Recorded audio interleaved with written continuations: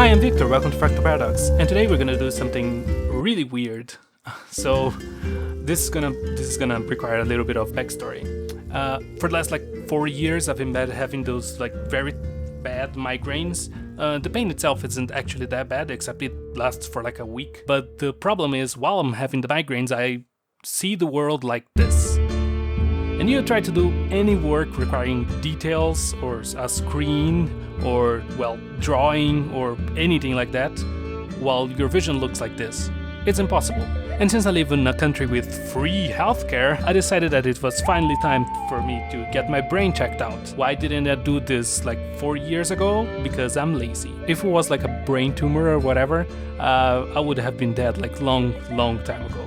Anyway, so the doctor ordered a few tests, and one of them was a CT scan of my brain. And as soon as I saw that, I thought, there is no way I can't turn this into a 3D scan of my brain. There's gotta be some way to do that. Very easy and simple, Geometry Node's way of turning a CT scan, a 3D scan of your head, of your brain, depending on how you set the parameters up. I discovered that, there's actually a lot of ways of doing it, but basically medical visualization is something that a lot of other people have tried. So if you don't like my method, you can just search for other ways of doing it. My method used just the images, the end result images. But if you have the original file that the medical software uses, you can basically just convert that into a 3D mesh, or actually into a volume or a point cloud or whatever, and then you just do some math and turn it into a mesh.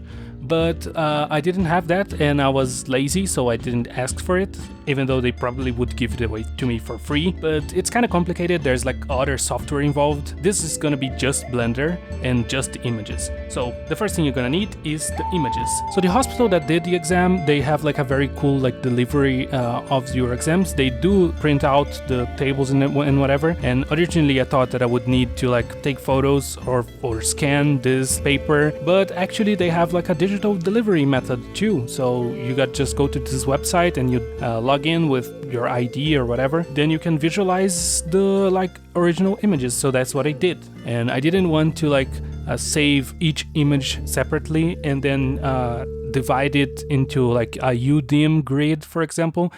This is technically something that could work basically the same, but it's more complicated. So why would I complicate my life?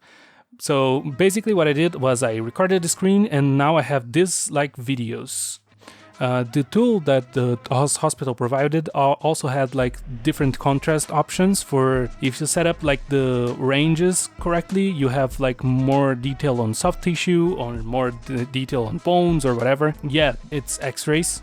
You know how X-rays work. If you don't have a way to do that with the original files, don't worry. The images ended up not being good enough, so I just dropped the video in the Blender Video Sequence editor, and I used some curves to adjust the brightness of certain areas. And so I ended up clamping one just for the skull and a few different variations for the soft tissue, because the brain has basically the same density as the meat. After turning it into a mesh, you will need to separate different parts and sculpt little details. So it's not a one-to-one perfect representation, but you can get pretty close. Basically, the way we're gonna do this is through geometry nodes. Yay! And so I figured out this very simple node tree. So basically, we're gonna use simulation nodes because it's easier than just grabbing 100 different images and displacing them with UDIM tiles and naming them individually. It's a pain. And so basically we're gonna add a cube, new geometry nodes modifier. We're gonna basically not use the group input for now, so we're gonna leave it there. What we're gonna need is an image texture. So we're gonna search image texture. And obviously the image texture node can load videos. So what we're gonna need to do is create a plane or a grid. Input grid. I tried this with various different things. I tried this with a lot of other methods, but most efficient way is still using a grid. And so this is gonna be a little bit heavier than you're probably expecting. We're gonna start with like 100 vertices, and so we're gonna go delete geometry, and we're going to use this as a selection. As you can see, the texture is like weird. It's not exactly in the place that it should be. And to fix that, we're going to just go vector math, and we're going to just remove 0.5. And now basically position, remove 0.5, plug into vector, and now the texture is, instead of split in 4, is in the center of your mesh where it should be. And now if you play it, you're gonna see that nothing happens because we didn't set up the frame. And so what you're gonna do is gonna create a scene time node, and you're gonna plug the frame output into the input. And so now frame 1 is the first frame of the sequence, and then if you play it, it's gonna delete I'm gonna actually change this to face. It's gonna delete the faces based on the texture. Obviously, if you make this higher resolution, it's gonna impact your performance. Okay, so now we have a texture deleting parts of a plane.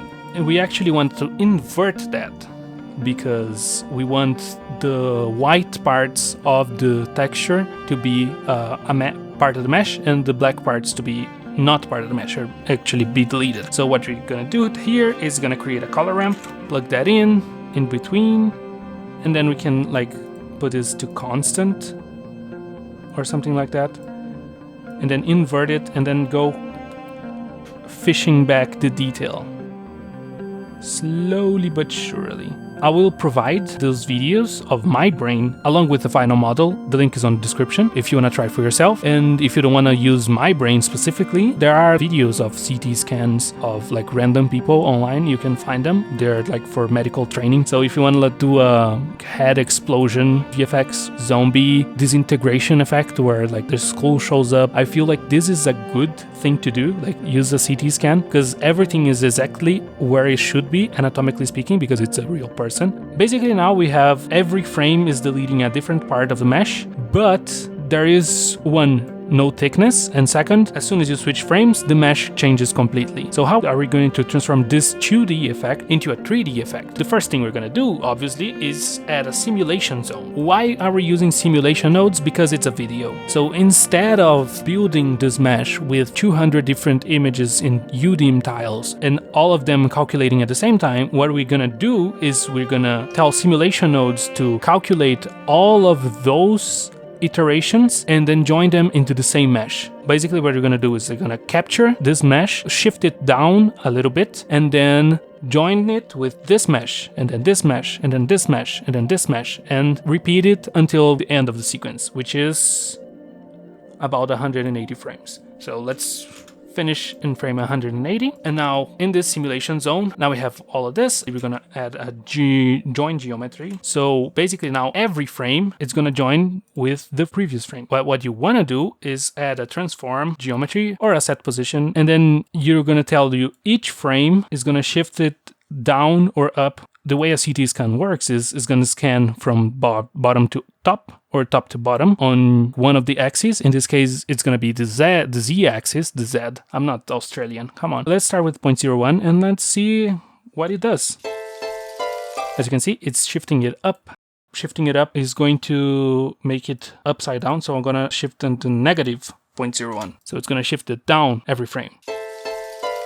And basically what we have here is terribly stretched. Oh, actually this is the soft tissue. It's not the skull. Let me just get the skull because it's going to be easier to see like the results, because it's a skull. It's a shape you recognize basically. If you press play, it's going to reconstruct the skull based on the slices.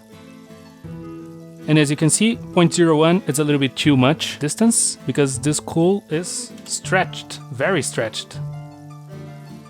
I don't remember exactly which value I used, but let's bring it down. 0.0025. It's kind of 3D, but it's still 2D slices. So basically, now we have like a skull, and now it's like the opposite. It's kind of smushed. So let's try a 35.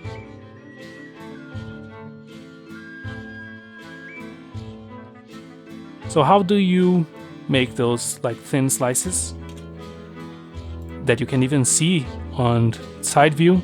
become a 3D model. You use a modifier, or at least originally I used a modifier. I'm not sure if for the final version I used the geometry nodes like thing. Probably I did, but let's add a solidify modifier for now. It's immediately working already. You can see that this is much more like a 3D model than it was before. But of course we need to change the height for the exact height that we 0.0035. And so here's my school.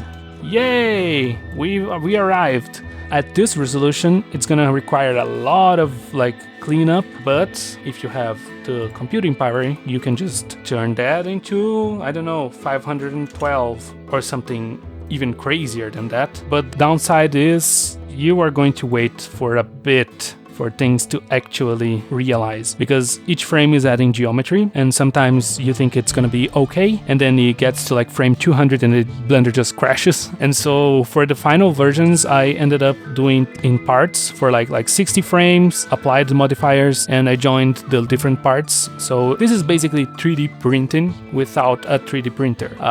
It's inside of the software, but it's basically the same thing, right? But unfortunately, the vertical resolution can't be changed because there's only so many slices. In this case, there's more resolution. There's 220 frames, but that's because they used different settings on slicing the thing. And you can see how my sinuses are completely My skull is full of holes. Oh no. I've contracted bone rot.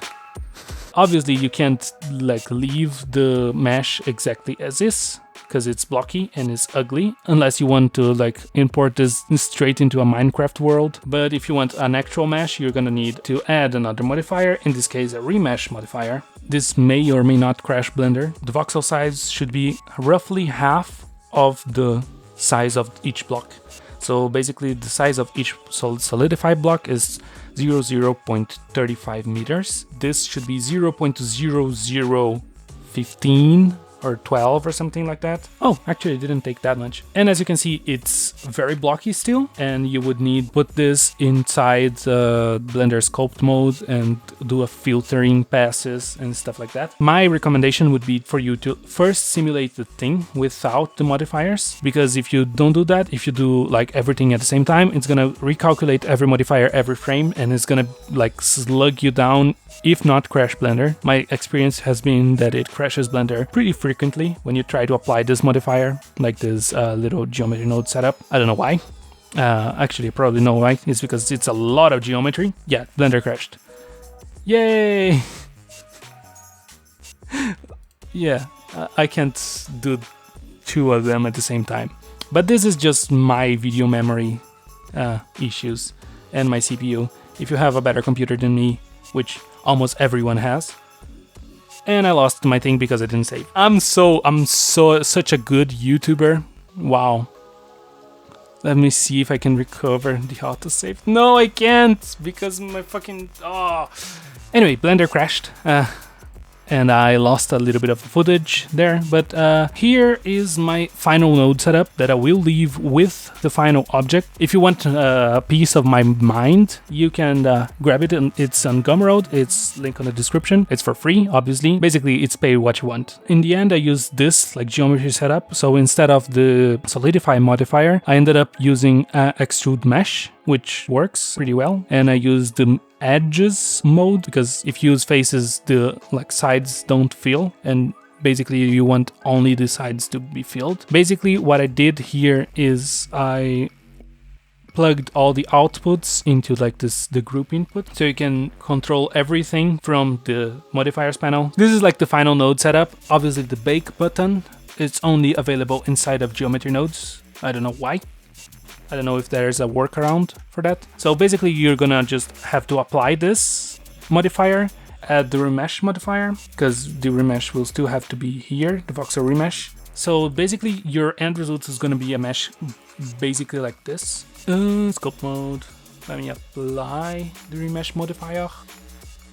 And then into sculpt mode, you're gonna go to mesh filters and then go to smooth, and then you fix like each area separately. So after like a few rounds of smoothing, it doesn't look that bad. All the files that I developed here are on the description. The original CT scan images are also in the description if you want to give it a try. As I said before, there's a lot of brain scans online you can find. CT scans of not just brains, actually. I have a CT scan of my torso, but I'm not gonna show the result here because the skull is much easier because there's a lot of bone and the inside of the skull is the brain and outside is the flesh, so you can like use booleans, clean up the mesh much easier. But as I was saying, if you want the model that I finished of my head, including my brain, the eyes that I put there, this model that you see on the animation, this is my actual brain, this is my actual skull, and this is my actual like fleshy bits.